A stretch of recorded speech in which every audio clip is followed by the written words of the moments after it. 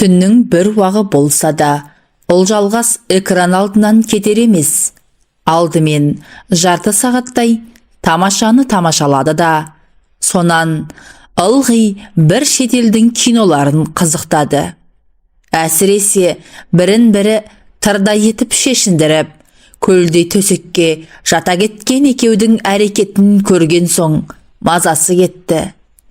Жүрегі атқақтай соғып, екі беті дуылдады. Алғашқыда осындай иятсыз киноларды неге көрсетеді екен деп ойлаушы еді. Енді тағы да жалғастырса қайтеді екен деген тілегін іштей айтып қалды. Бірақ телевизордың барлық каналын сүзіп шыққанымен ондай көріністі кездестіре алмады. Тізесіне басын қойып, ұйықтап қалған азаматты төсегіне жатқызып, өзі де шамды сөндіріп, қасына жантайды. Бір сәт ұйықтап кеткендей болды да, кенет оянып кетті. Содан таң атқанша кірпігі айқасқан жоқ. Көз алдынан жаңа ғана кинодан көргендері қайтадан тізіліп өтті. Денесі бір сып, бір суынды. Үстіндегі көрпені теуіп тастап, астындағы ақжайманы үстіне жапты. Біраздан соң одан тітіркеніп жаурағандай болды да, қайтадан көрпе жамылды. Енді байқады, көрпенің мақтасы іртік-іртік болып, түйдектеліп кеткен екен. Ертең сөгіп алып, біраз түтіп, қайта салмасам болмайды екен, деп ойлады. Бұл көрпені Базарбай екеуі үйленгенде шешесі көрші кемпірге қаптыртып, қасына екі көрпеше мен екі жастық қосып, соңынан алып келген еді. Ойлап қараса, оған да 4 жылдай болып қалыпты. Көрпені қайтадан ашып тастады. Қызуы көтеріліп, жүрегі қысылып кеткендей болды.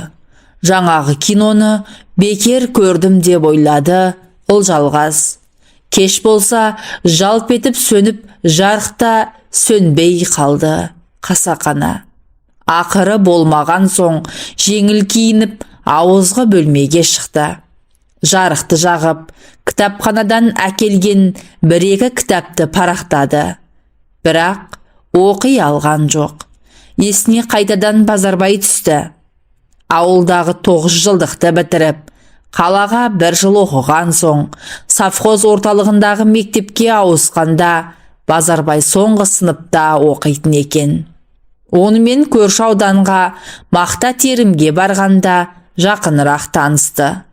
Ұзын бойлы, бұйрабас жігіт бір көргеннен айналшықтап соңынан қалмай жүрді де, тез икемдеп алды.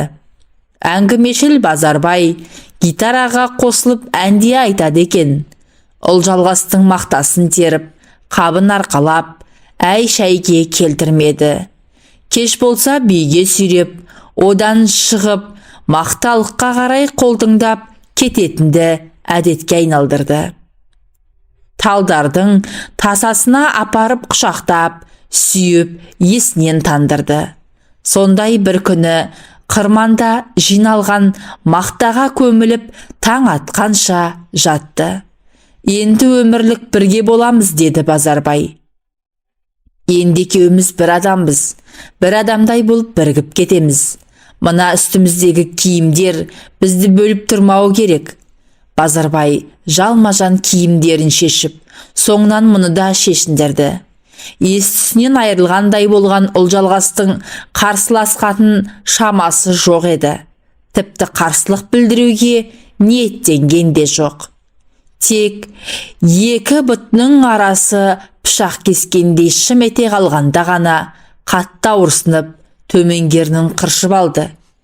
2 айға созылған мақта терім мерзімі зымырап өте шықты. Ауылға оралғанда оларда 3-4 күн демалыс берілді де сабақ қайта басталды. Көп ұзамай Ұлжалғастың мазасы кете бастады. Басы айналып, жүрегі айныды. Алғашқыда не болғанын қыз түсінген де жоқ. Тағы да 1-2 айдан соң іші томпайып өсе бастағанда, 2 қабат болғанын біліп, зәресі ұшты. Ешкімге көрсетпей, оңашада 2 көзіне ерік берді. Көзінен сорғалаған жас кеудесіне құйылды. Ондай сәтте Базарбай есіне түседі. Ол алғашқы кезде біраз келіп жүрді де, бұл ауруын себеп қылып кездесуге шықпай қойған соң жоламай кеткен. Ұлжалғастың нағашы әпкесінің үйінде тұрушы еді. Әпкесіне жылап отырып шынын айтқаны. Ауылдан әке шешесі келді, айқай шу шықты. Ақыры үлкендер араласып, Базарбаймен қосылды. Әбүйір болғанда ата-енесі жақсы адамдар екен. Совхоз директорына айтып жүріп, Базарбай екеуіне 2 бөлмелі осы үйді алып берді. Жазға қарай өмірге Азамат есімді ұлдары келді. Базарбай мектепті бітіріп, совхозға жұмысқа кірді. Ойы осы араға келгенде, Ұлжалғас бөлменің сол жақ бұрышына орналасқан трюмоның алдына барды. Жөнді ұйықтамағандықтан болар, 2 көзінің айналасы іскен сияқты. Тарқатылған шашы қолбырап кеткен. Айнаға жиі қарап, өзінің көркіне ерекше мән беретін Ұлжалғас, жалма-жан тарақталып, шашын тарап, көзін сүргілеп, бетіне опа жағып, ернін бояп, өзін тәртіпке келтірді. Жоқ, қорқатындай емес, ақша беті албырап, 2 көзі жәудіреп, жұтынып ақ тұр. 20-дан асып, 21-ге табан тіреген келіншек нағыз зар күйінде. Әттең, қасында Базарбай жоқ. Мектепті бітірген жылы күзде Базарбайды әскерге алып кетті. Военкоматқа жас баласы бар деген анықтама апарып еді. Оған қараған жоқ. Бала 1 жасқа толғанша отсрочка алуға болады екен. Бірақ Базарбай міндетімді тез өтеп қайтайын деп кете барды. Осыдан 1 жыл өткен соң Базарбай командирінен алғыс алып, 20 күндей демалысқа келіп кетті. Ұлжалғас күйеуін тосырқап қалған екен. Кейбіреулердей алдынан жүгіріп шығып, мойнына да асылған жоқ. Қайта Базарбай мұны құшақтай алып, ернінен сүйіп, сағынып жеткенін білдірді. Есесіне барлық қызық түнде оңаша қалғанда басталды. Базарбай 1 жылдың ішінде 2 иығы 4 бақтанып, аяқ қолының бұлшық еттері ойнап, әулетті жігітке айналыпты. Үркектеп қалған келіншегін қойнына алып, құмардан шықты. Ұлжалғас өзінің әйел екенін енді сезінді. Еркектің салмағына езіліп, бойына тараған әлдебір ыстық нәрсенің әсерінен 62 тамыр балқып, ләззат алды.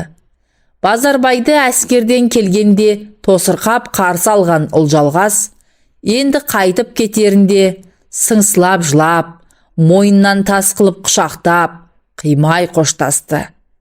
Бұған дейінгі 1 жыл елеусіз өте шыққан екен. Енді әрбір түннің, күннің өтеуі мұң болды.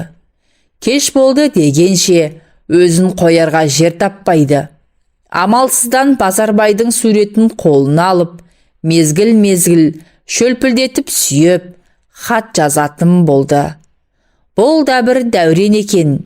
Сағыныштың отына күйдіріп, тағы 1 жыл әніміне өтер шығар деп жүргенде, Базарбайдың әскери дайындық кезінде опат болғаны туралы қаралы хабар жетті.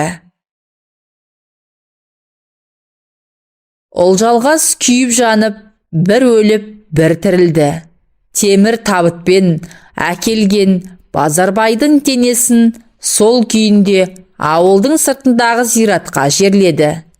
Тіпті табытты ашып көрсетпеді де. Естуінше танкінің ішінде жанып кеткен көрінеді. Содан бері 3 жыл өтті. Уақыт емші дегені рас екен. Алғашқыда көзінің жасы құрғамай, қайғуын ішкен уын бұл ағайын құрбы құрдастың көмегімен қайтадан басын көтеріп, тағдырдың жазғанына көндіге бастады. Облыс орталығындағы колледжге сырттай оқуға түсіп, қайнатасының көмегімен жұмысқа орналасты.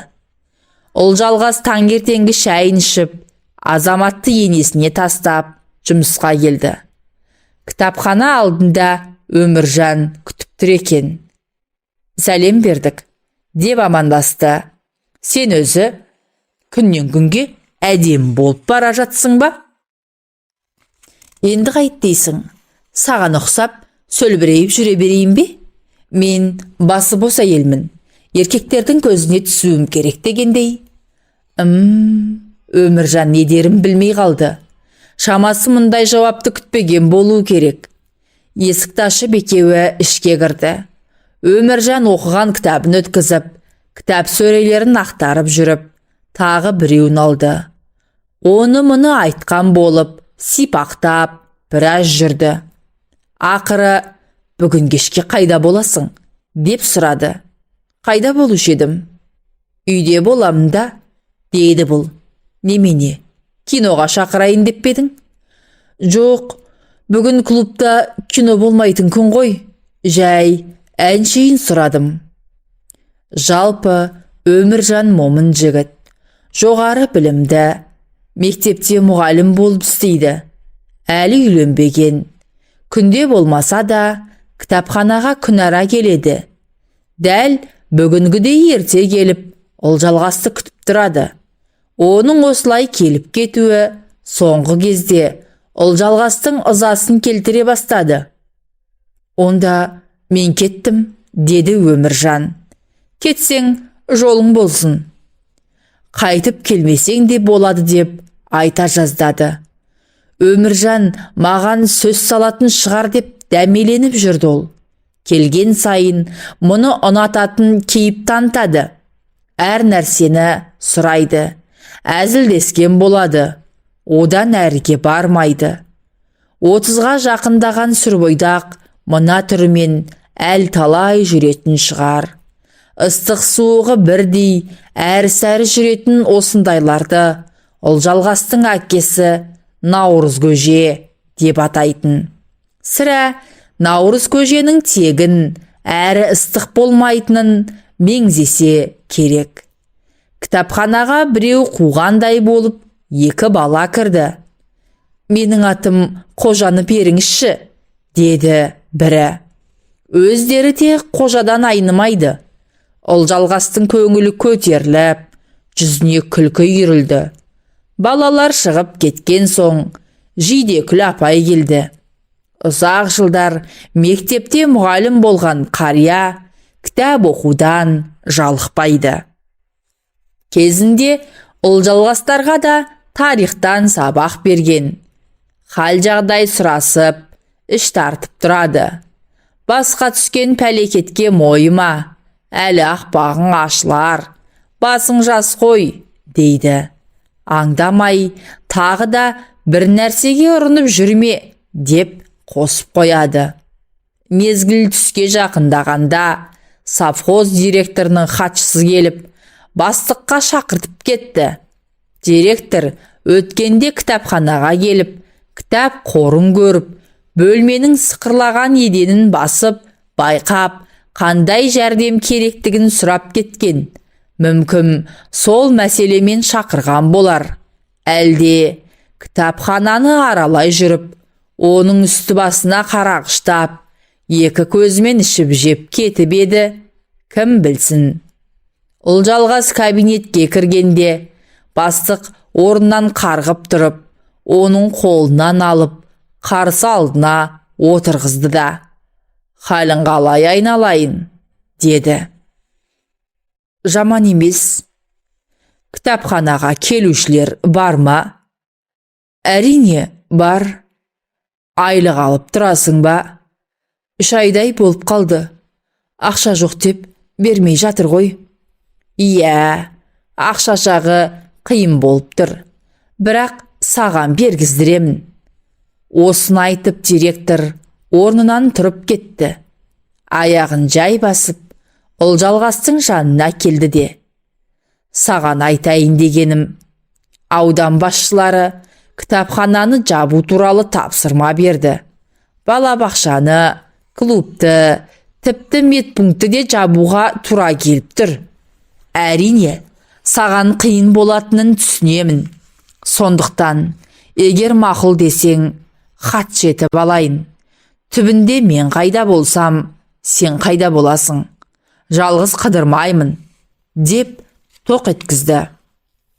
Ұлжалғас директордың көкейіндегіні бірден түсінді. Елуді еңсерген қамқоршы көкеге қалай тойтарыс беруді ойлады. Хатшы қызыңыз бар емес пе? Оны босатып жіберейін. Ойланып көрейін, ата-енеме айтайын, деді ол аузына басқа сөз түспей. Директордың кабинетінен шығып, кітапханаға келген соң, келіншекті қалың ойлар қамап алды. Сонда директордың не ойлағаны бар? Мұны өзіне қуыршақ етіп алмақ па? Қаншалықты қамқорлық көрсетпекші? Жоқ, бір қызықтап, далаға тастап кетпек пе? Ерегіскенде есебін тауып, өміржанға тиіп алғаны дұрыс па? Қанша дегенмен жоғары білімді мұғалім өлтірмейді ғой. Бірақ соның тірі жанға лайықты бір қылығы жоқ. Еркек болып жарытпас. Соңғы сөзді айтып, Ұлжалғас біраз күліп алды. Кенет көз алдына Оразбай келді. Айтпақшы, ары өткенде бер өткенде, түйедей тракторын қаңтарып қойып, 15 минутқа кіріп шығатын сабаз соңғы кезде неге жоқ болып кетті? Оның есіне қылмиған қатыны күйеуін аңдып, құлағын түріп, 2-3 рет келіп кетті. Түк білмегендей, біздің Қарадау қандай кітап оқып жүр, дейді іштей. Өзің сұрамайсың ба? Дейді күбірлеп ол. Зымыра, япырмай, Құдай-ай, Құдай сүйер бұл қылығы болсайшы, зымияндығы бетіне шығып тұрады. Осыны ойлап болғанша, есіктің алдына тракторын сөндіріп, Оразбайдың өзі де кіріп келді. Сәлем, Ұлжалғас, деп жүгіріп келіп оның қолынан алды. Тіпті қапсыра құшақтап сүймекші де болды. Бұл ыңғай бермеді. Халің қалай? Көрмегелі көп болды, сағынып та қалдық қой. Сағынсаң келе бермейсің бе? Кім сені тұсап қойған? Сол аяққа тұсау болып жүрген шіркін құтылмақшымын. Не істейтінсі жоқ, не туған баласы жоқ. Аңдығаным мен, күнде ұрыс, күнде керіс. Енді қайтсын ол бейшара? Соның жағдайын жасаудың орнына, сен болсаң жүгіріп маған келесің. Бүйтіп күйдірмеші Ұлжалғас. Мен оны емес, сені сүйемін, тек сені ғана. Ұзақ үнсіздік орын алды. Айтқанды да, айтпағанды да, не?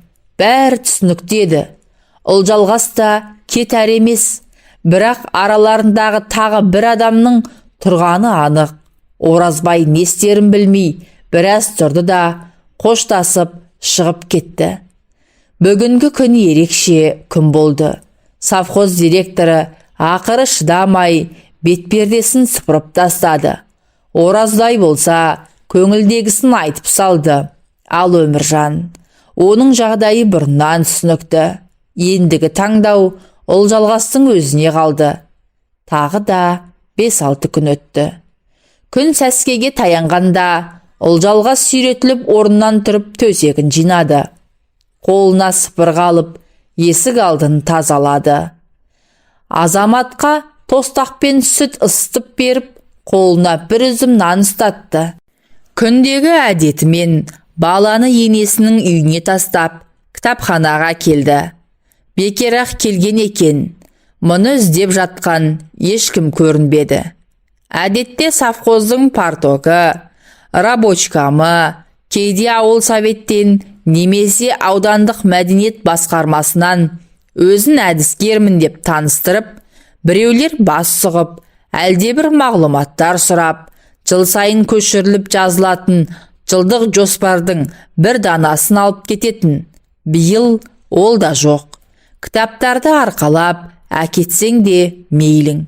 Тек кітапхананың 10 шақты байырғы оқырмандары іздемесе. Түске таман зілденіп Оразбайдың әйелі келді. Сен менің пайыма көз салғаныңды қашан қоясың? Деп аузына ақ ит кіріп, көк ит шықты. Ол жалғас болса, әпшәу, көшеде көрсем көрмегендей өте шығамын. Өзің осында келіп, анда-санда бір-екі кітап алып кететінің. Білесің, маған не дейсің сонда? Байыңызға өзіңіз еге болмайсыз ба? Дейді. Анау бет бақтырар емес. Жанжалдың үстіне совхоз директорының тікпақай хатшысы келіп кірді. Ол жалғасқа бір тілім қағаз ұстатты. Бұйрықтың көшірмесі екен.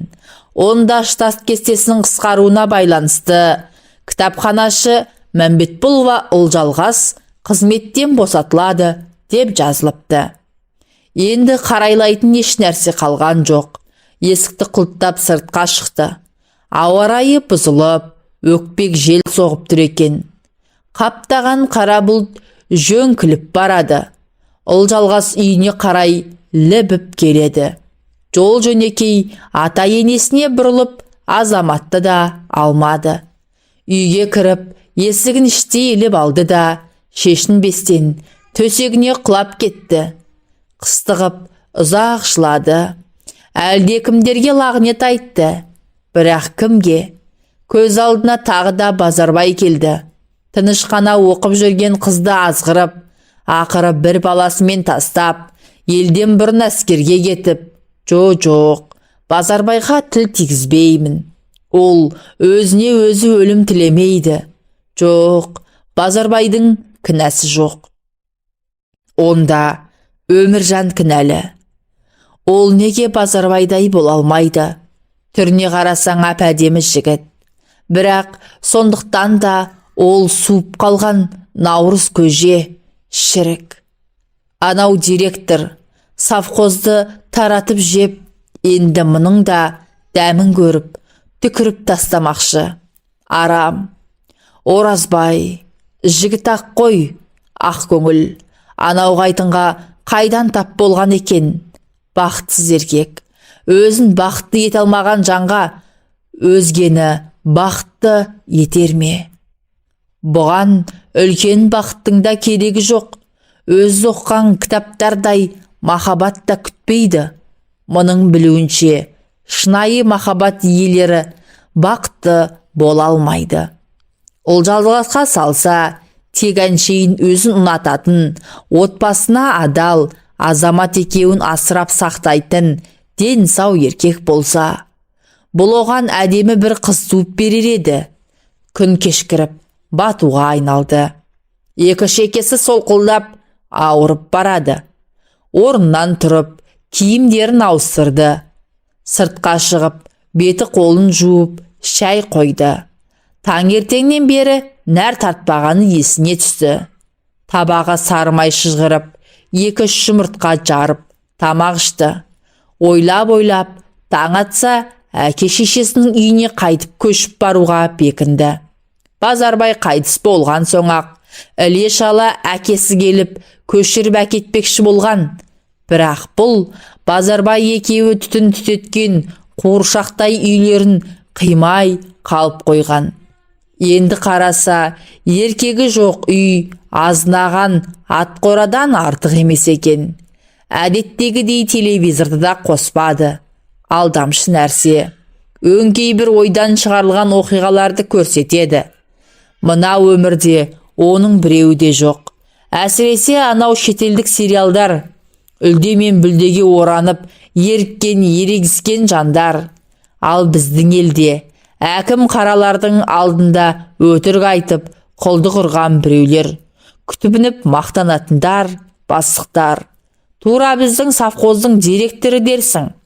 Олжалғас азамат екеуінің киімдерін түйіншіктерге түйді де, қалған заттарды ертең жинастырам деп шамды сөндіріп төсегіне жатты. Артыншақ есік қағылды. Жалма-жан үстіне кереует басына ілінген халатын жамылып есікті ашты. Оразбай екен.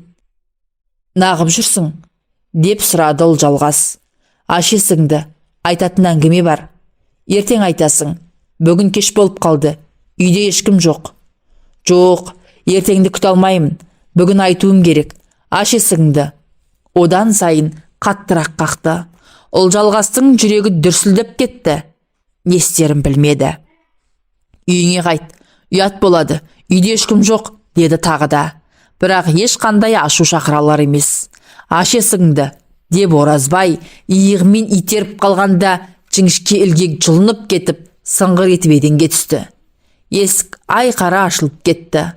Оразбай ішке кіріп, есікті тарс еткізіп жапты да, бүрісіп тұрған Олжалғасты құшақтай алды. «Мен саған келдім», деді алқынып. «Бір жолата келдім». Олжалғастың бетінен, мойнынан, маңдайынан шөлпілдетіп сүйе бастады. Есінен тана жаздап, еркінен айырылған келіншекті құшағына алып, дірілдеген ерніне жабысты. Олжалғастың халаты сыпырылып, жерге түсті. Кенет Оразбай Олжалғасты қаңбақша көтеріп алып, бүйірдегі кереуетке жатқызды да, үстіне қона кетті. Екеуі таң атқанша көзілген жоқ. Жан алып жан берісті. Олжалғастың кеудесі қысылып, кейде ауа жетпегендей болды. Бірақ шыдады. Әлсін демдерін алып, әңгімелерін пісірді. Оразбайдың әйелмен қайта-қайта жанжалдасып, ақыры сұраған көрпе төсегін, мал мүлкін бір мәшинеге тиеп, ауылына апарып тастаған бет екен. Енді біраз күн есін жиып, қасына ағасын ертіп, Олжалғастың әкесінен алдынан өтуге бармақшы. «Азаматтық айтеміз», деді Олжалғас батылсызданып. Ондай жігіт өзіме де керек», деді Оразбай жұлып алғандай. Олжалғастың көзіне бұрқ етіп жас үйірілді.